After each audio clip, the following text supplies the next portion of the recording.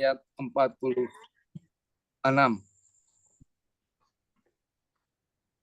Lukas 22 ayat 39 sampai dengan ayat 46 saya akan membacakan bagi kita semua. Saya membacanya dalam edisi terjemahan TP2. Di Taman Getsemani. Lalu pergilah Yesus keluar kota dan sebagaimana biasa ia menuju Bukit Zaitun. Murid-muridnya juga mengikuti dia. Setelah tiba di tempat itu, ia berkata kepada mereka, "Berdoalah supaya kamu jangan jatuh ke dalam pencobaan." Kemudian ia menjauhkan diri dari mereka, kira-kira sejauh lemparan batu. Lalu ia berlutut dan berdoa, "Ya Bapa, jikalau Engkau berkenan, ambillah cawan ini dari hadapanku. Tetapi jangan kehendakku, melainkan kehendak-Mu lah yang jadi." Lalu seorang malaikat dari langit menampakkan diri kepadanya dan memberi kekuatan kepadanya. Ia sangat susah dan makin bersungguh-sungguh berdoa. Peluhnya menjadi seperti titik-titik darah yang bertetesan ke tanah. Sesudah bangkit dari doa dan kembali kepada murid-muridnya, ia mendapati mereka sedang tidur karena duka cita. Katanya kepada mereka, "Mengapa kamu tidur? Bangunlah dan berdoalah supaya kamu jangan jatuh ke dalam pencobaan." Demikian Bapak Ibu Saudara, pembacaan firman Tuhan bagi kita semua. Berbahagialah kita yang mendengarkan firman Tuhan ini dan melakukannya di dalam kehidupan kita sehari-hari. Haleluya. Bapak Ibu Saudara yang dikasihi Tuhan, kita biasa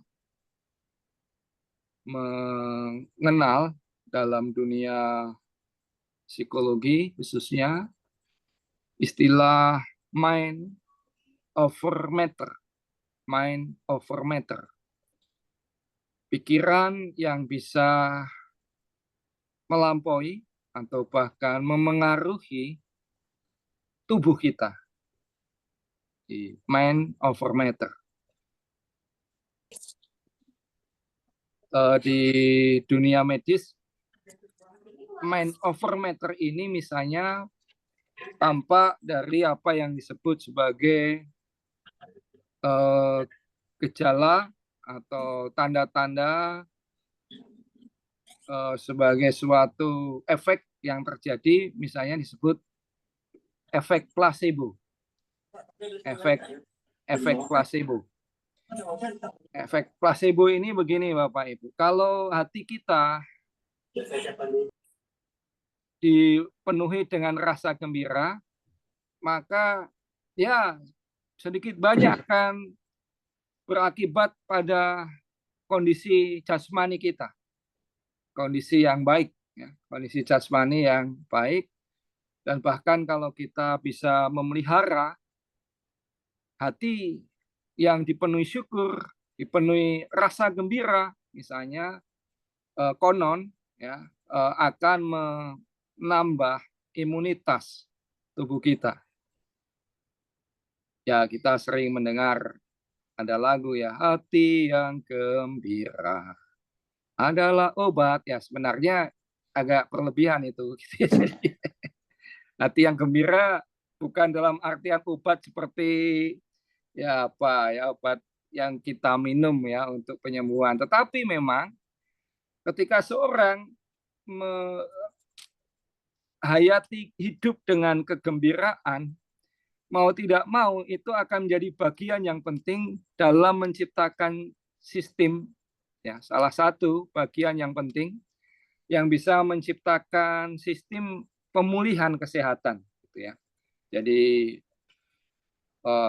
orang yang pesimis pasti tidak lebih baik daripada orang yang optimis, misalnya semacam itu. Itu efek placebo, gitu ya. Apa yang kita yakini secara positif dalam hidup kita akan berdampak juga hal yang positif dalam tubuh kita. Sebaliknya Bapak Ibu, efek berlawanan dengan efek placebo itu yang disebut sebagai efek nocebo. Nah, nocebo itu kebalikannya. Kalau tadi hati yang gembira menjadikan tubuh baik gitu ya. Efek nocebo ini hati yang dipenuhi rasa takut, khawatir, cemas, yang berlebih-lebihan itu akan berdampak buruk bagi tubuh, berdampak buruk bagi fisik gitu ya. Dan itu mungkin biasa kita lihat, biasa bagian-bagian tertentu yang kita alami, misalnya seorang yang cemas, khawatir gitu ya, berlebih-lebihan bisa jadi akan menyebabkan diare misalnya gitu ya, berakibat pada tubuhnya karena kecemasan, ketakutan, kekhawatirannya berlebihan gitu ya, sehingga berdampak pada tubuhnya. Ini yang disebut sebagai efek nocebo. Kita biasa mengalami semacam itu, bahwa apa yang kita pikirkan, apa yang kita rasakan, baik atau buruk, bahagia atau derita yang kita rasakan, kita pikirkan akan berpengaruh terhadap kondisi keberadaan tubuh kita secara fisik. Kenapa saya mengatakan ini, Bapak Ibu? Karena di dalam Injil Lukas kita melihat kemanusiaan Yesus menjadi bagian yang diceritakan oleh Dokter Lukas. Ini sangat penting Bapak Ibu. Penulis Injil Lukas adalah seorang dokter. Dia mencatat beberapa hal yang tidak diceritakan oleh misalnya penulis Injil lain yang bukan dokter. Jadi Dokter Lukas ini punya sensitivitas yang lebih terkait karena profesinya untuk menceritakan apa-apa yang terjadi pada Yesus juga dari sisi profesinya ini sebagai seorang dokter gitu ya. Nah, apa yang menarik yang diceritakan ketika adegan di Taman Getsemane ini, sebuah peristiwa yang sangat berat sebenarnya terjadi dalam diri Yesus secara manusiawi. Dikatakan di ayat 44, ia sangat susah dan makin bersungguh-sungguh berdoa. Di ayat sebelumnya, kondisi Yesus pergumulannya di Taman Getsemane ini bahkan dikatakan di ayat 43, seorang malaikat dari langit menampakkan diri kepadanya dan memberi kekuatan kepadanya, memberi kekuatan kepada Yesus. Jadi barangkali jarang ini kita ingat ya. Yesus sosok yang kita kenal sedemikian rupa di dalam kuasanya, di dalam keberadaannya, di Taman Getsemane itu diceritakan mendapatkan kekuatan dari malaikat yang menampakkan diri kepadanya. Ini menggambarkan bagaimana kondisi psikis dan kemudian kondisi psikis yang dialami Yesus dalam pergumulan yang sangat berat di Taman Getsemane itu memunculkan kondisi fisik tadi. Dikatakan peluhnya menjadi seperti titik-titik darah yang bertetesan ke tanah, peluhnya. Keringatnya menjadi titik-titik darah yang bertetesan ke tanah. Dalam dunia kedokteran, kondisi semacam ini kondisi yang langka tetapi banyak juga terjadi. Ada banyak riset yang menunjukkan bahwa dalam kondisi yang begitu berat, tertekan, mungkin juga ketakutan, atau dengan istilah kita stres atau depresi, seseorang bisa mengalami tadi titik-titik peluhnya menjadi seperti titik-titik darah yang keluar ya. Dalam gejala medis ini disebut sebagai hematidrosis. Hematidrosis. Bapak Ibu nanti searching di Google atau tanya ke Mbak Meta, ya, Meta AI ya. saya biasa manggil Mbak Meta gitu. Kalau Meta kan biasanya perempuan itu ya. Bukan Mas itu ya. Kalau Google bisa Mbah Google bisa. Tapi kalau Meta AI gitu ya, AI ya saya biasa manggil Mbak Meta aja lah. Kalau kita tanya di WA kita ya, WhatsApp kita kan ada Mbak Meta di situ gitu ya. Nah, kita searching apakah itu hematidrosis akan dijelaskan ya. Bahwa ini kondisi medis yang memang dikenal dan bisa terjadi, dan ketika seseorang mengalami hematidrosis ini menunjukkan bahwa orang itu sedang tertekan sekali secara fisik, bisa khawatir, bisa ketakutan, cemas dan sebagainya, sehingga mengubah peluhnya tadi menjadi titik-titik darah. Dan itulah yang dialami Yesus. Barangkali kita tidak pernah berpikir bahwa Yesus akan mengalami semacam itu. Ya, itulah yang dialami oleh Yesus dan diceritakan oleh Lukas, yang seorang dokter yang menceritakan dengan jelas itu ya pengalaman Yesus di Taman Getsemani ini, yang dalam bahasa medis sekarang itu yang ya mengalami hematidrosis itu. Pergumulan Yesus jelas bukan pergumulan yang ringan. Karena ketika Yesus setia pada misi Sang Bapa, Yesus akan berhadapan dengan kematian. Di dalam doa Yesus kita mendengarkan bagaimana Yesus berdoa, "Ya Bapa, jikalau Engkau berkenan, ambillah cawan ini dari hadapanku. Tetapi jangan kehendakku, melainkan kehendak-Mu lah yang jadi." Jadi kita mendapat kesan memang Yesus mencoba menawar pada Sang Bapa. "Jikalau Engkau berkenan, ambillah cawan ini dari hadapanku." Artinya jikalau Tuhan berkenan, biarlah dia tidak menempuh jalan kesengsaraan yang penyelamatan yang akan menghadapkannya kepada kematian. Tetapi permohonan Yesus ini tetap disampaikan dengan ungkapan, "Jangan kehendakku, melainkan kehendak-Mu lah yang jadi." Pergumulan Yesus sangat berat, dan pada akhirnya kita tahu Yesus memutuskan untuk tetap setia kepada kehendak Sang Bapa. Yesus tidak kemudian melarikan diri dari kehendak Sang Bapa.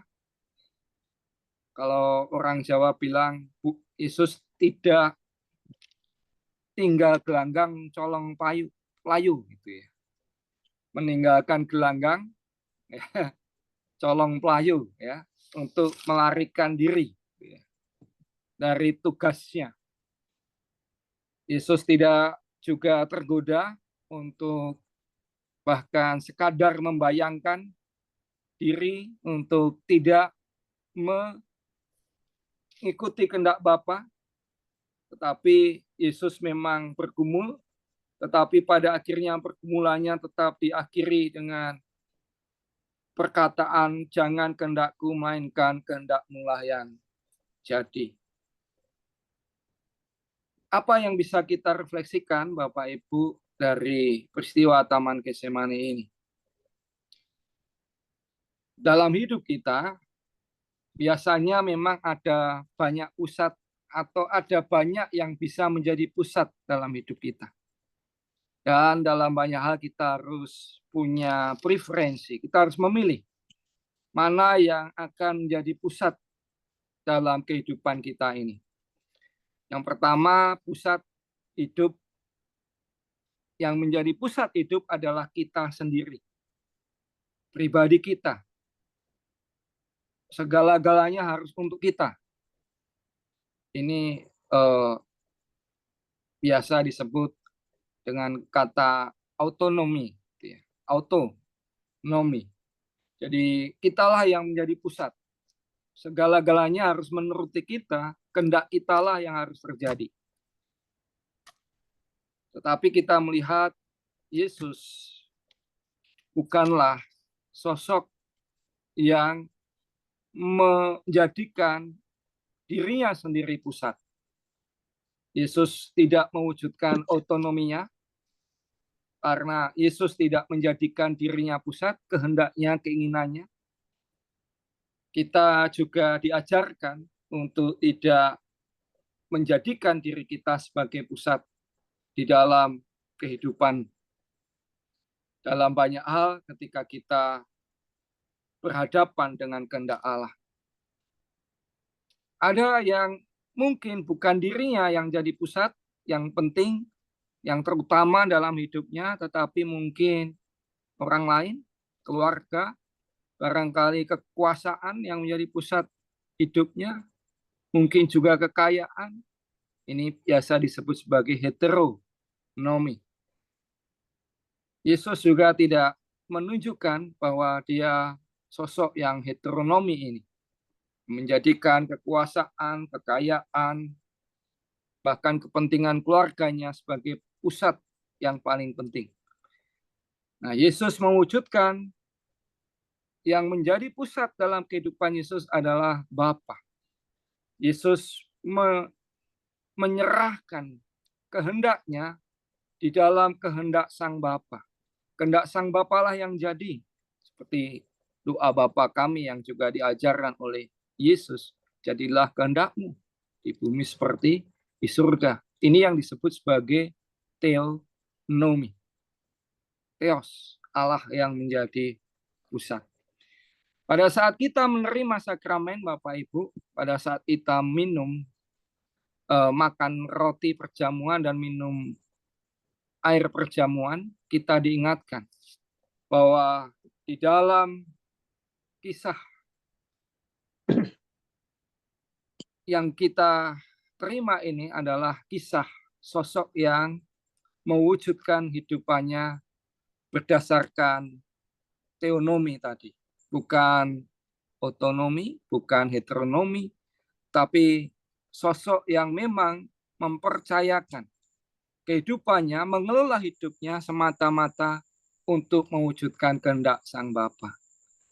Sehingga ketika kita menerima sakramen perjamuan pun kita diingatkan, kalau kita harus memilih kehendak pribadi, kehendak keluarga, kehendak untuk mendapatkan kekuasaan, kekayaan, ketenaran, atau kehendak Tuhan yang terjadi dalam kehidupan kita, kita diajak untuk meneladani Kristus untuk tetap mewujudkan kehendak Sang Bapa di dalam kehidupan kita. Sakramen perjamuan mengandung kisah yang sangat penting di mana Sang Putra di dalam segala pergumulannya pada akhirnya mewujudkan kehendak Sang Bapa di dalam kehidupan.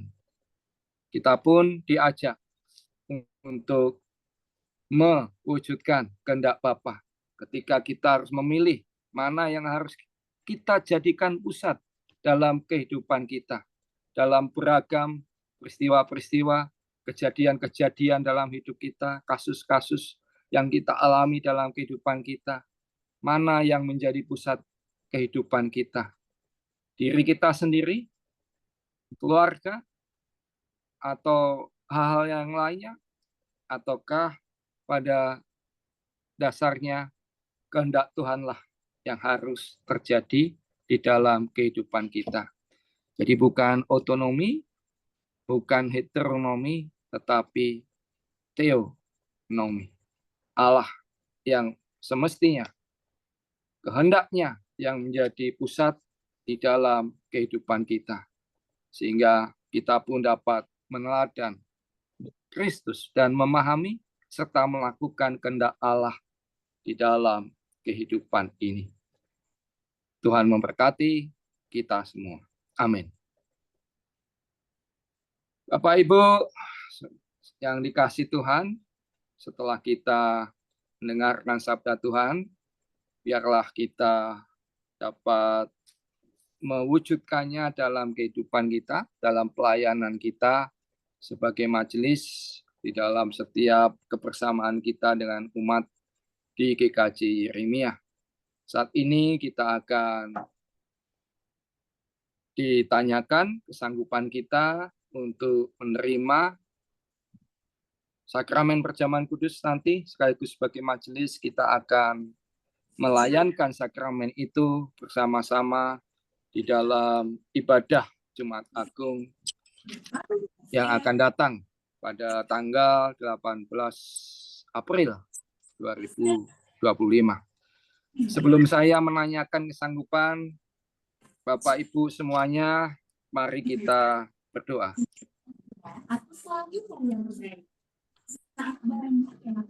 Kami bersyukur ya Bapa atas sabdamu pada malam hari ini, menjadi dasar bagi kami untuk kami menjawab panggilan Tuhan, menerima sakramen perjamuan kudus Tuhan.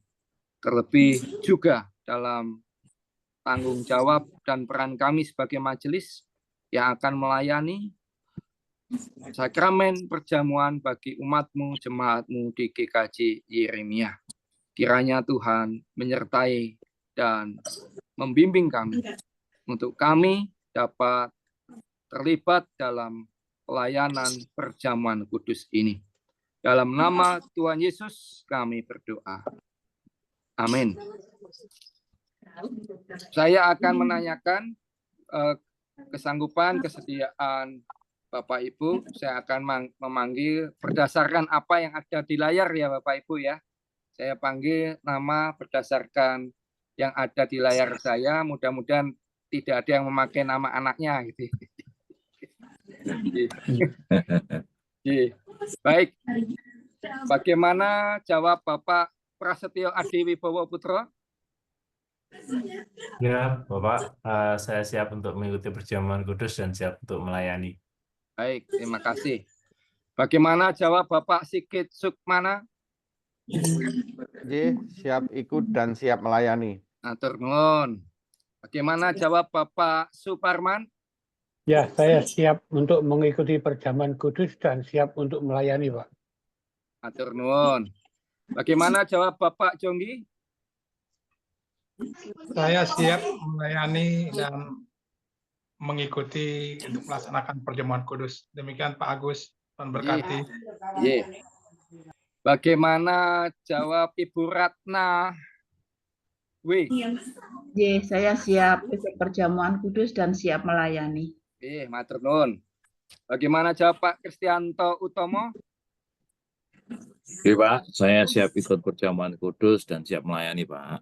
Matur nuwun. Bagaimana jawab Ibu Tuti? Saya siap ikut dan siap melayani dalam perjamuan kudus. Matur nuwun. Bagaimana jawab Ibu Ratna Serang? Saya siap ikut dan melayani, Pak. Matur nuwun, Bu. Bagaimana jawab Ibu Victorika? Masih di mute, Ibu. Bu Rika masih di mute. Monggo.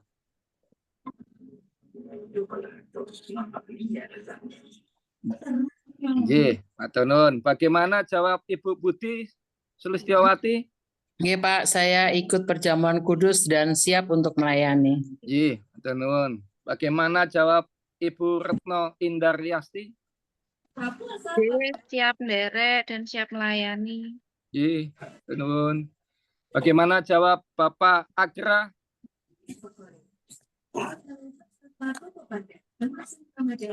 Pak, siap ikut dan siap melayani perjamuan kudus. Terima kasih, Pak. Matur nuwun. Bagaimana jawab Bapak Fajar Lazarus? Siap Pak Pendeta, siap ikut dan siap melayani. Ji, Perjamuan Tertun. Penuh. Bagaimana jawab Bapak Indrias? Ji, siap ikut, siap melayani, Pak Pendeta. Ji. Bagaimana jawab Bapak Listio? Ji, siap ikut dan siap melayani, Pak Pendeta. Ji. Bagaimana jawab Ibu Iktus Sujono? Siap ikut, siap melayani, Pak Pendeta. Baik. Bagaimana jawab Bapak Wisnu Aji? Siap ikut dan siap melayani, Pak. Ji. Bagaimana jawab Ibu Endang Tri Sumaryanti? Nggih, siap mengikuti dan siap melayani, Pak Pendeta. Ji. Bagaimana jawab Bapak Fernandi Mahendra Susila? Siap ikut dan siap melayani, Pak. Terima kasih. Ji, Pak. Bagaimana jawab Bapak Riki? Nggih, derek siap mengikuti dan melayani perjamuan kudus, Pak. Matur nuwun. Ji. Apakah ada yang terlewatkan saya panggil? Semua sudah, Ji, Bapak Ibu, Ji? Tidak semua, Pak. Ji, baik. Kita bersyukur karena kita telah menyatakan kesiapan, kesediaan kita untuk melayani, untuk menerima sakramen perjamuan kudus sekaligus memberikan pelayanan kita pada jemaat kita di GKJ Yeremia. Kiranya damai sejahtera Allah senantiasa yang menaungi kita, hati, pikiran di dalam kita menerima sakramen tersebut dan di dalam kita melayani sakramen tersebut. Dengan demikian,